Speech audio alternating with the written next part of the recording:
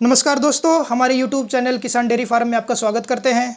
दोस्तों, इस वीडियो में हम बात करने वाले हैं पशुपालन लोन योजना के बारे में, जो कि सरकार द्वारा किसानों की आय बढ़ाने के लिए शुरू की हुई बहुत पुरानी स्कीम है।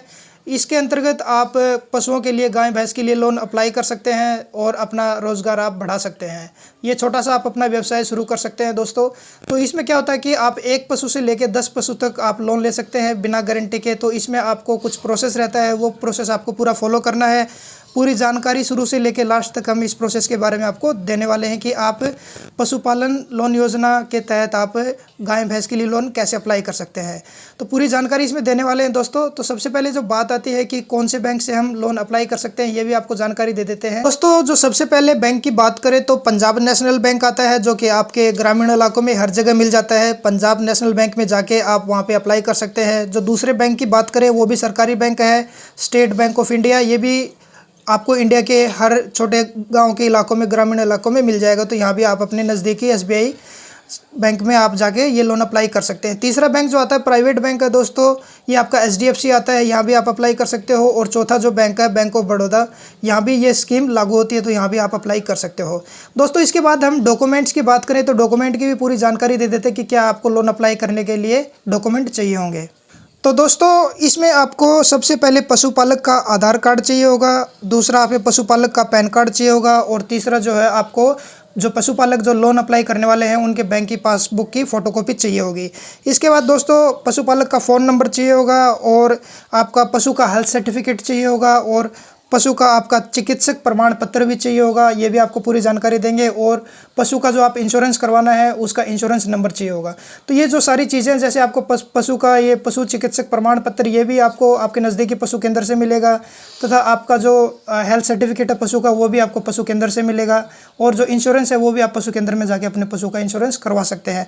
आप अगर जैसे एक पशु खरीदना चाहते हैं या 10 खरीदना चाहते हैं तो सभी का आपका हेल्थ सर्टिफिकेट आपको बनवाना पड़ेगा। जैसे आप 10 पशुओं का लोन अप्लाई करते हैं तो आपको सभी पशुओं का हेल्थ सर्टिफिकेट, चिकित्सक प्रमाण पत्र और इंश्योरेंस नंबर पशुओं का आपको चाहिए होगा।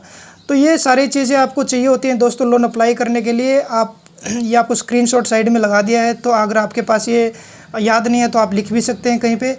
इसके बाद दोस्तों हम बात करते हैं कि जैसे हमारे कुछ व्यूअर होते हैं, उनके सबसे पहले क्वेश्चन ये होता है कि बैंक में जब वो डॉक्यूमेंट लेके जाते हैं तो उनका जो लोन है ना बैंक की तरफ से मना कर दिया जाता है।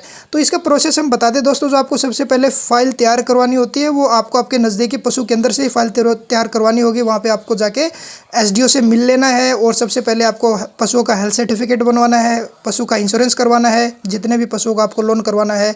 और इसमें जैसे आपको इसके बाद जो दोस्तों पशु चिकित्सक प्रमाण पत्र बनवाएंगे तो ये, और वहाँ से आप एप्लीकेशन फॉर्म ले सकते हो इस योजना का। और पूरा डॉक्यूमेंट आपको एक फ़ाइल में तैयार करने के बाद वो फिर उसके बाद ही बैंक में जाना है, ताकि आपको कोई लोन लेने में दिक्कत ना हो। उसके बाद बैंक आपको मना नहीं करेगा। इसमें अगर जैसे ब्याज की बात करें तो दोस्तों नॉर्मली जो ब्याज रहता है वो 4% का रहता है। सब्सिडी इसमें आपको 35% तक सब्सिडी मिलती है। वैसे आपको जैसे SC/ST में आते हो तो आपको 33% तक मिलेगी, प्लस इसमें अगर आप जनरल में हो तो आपको सिर्फ वैसे 25% तक ही आपको सब्सिडी मिलती है। इसके बाद दोस्तों इसमें अगर बात करें तो आपकी वैसे जैसे लोन मिलता है आपको एक पशु के ऊपर, एक भैंस के ऊपर आपको 80,000 रुपये का लोन मिलता है। तो इसमें आपको 10 गाय 10 भैंस लेते हैं तो आपको 8 लाख तक का लोन मिलेगा। और जो आपकी जो पेमेंट जाती है बैंक को दोस्तों, वो हर महीने इंस्टॉलमेंट में जाती है। और जो सब्सिडी जो आपकी इसमें आएगी वो सब्सिडी आपकी 3 साल के बाद ही आती है। क्योंकि जैसे अगर आपने 10 पशु लिए हैं, 10 पशु का लोन लिया है, तो 3 साल के बाद पशुओं की फिर से वेरिफिकेशन करते हैं कि आपके पास पशु है या नहीं। अगर पशु आपके पास नहीं है तो आपको सब्सिडी उसमें उतने पशुओं की नहीं मिलेगी। जैसे आपके पास 10 पशु हैं तो आपको फिर 10 पशुओं की सब्सिडी उस टाइम मिल जाएगी, पर वो लोन लेने के 3 साल के बाद ही मिलती है। तो ये पूरी जानकारी हमने आपको दी है लोन के बारे में दोस्तों।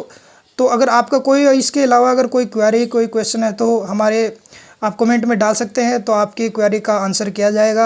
चैनल को सब्सक्राइब करें और वीडियो को लाइक करें। धन्यवाद।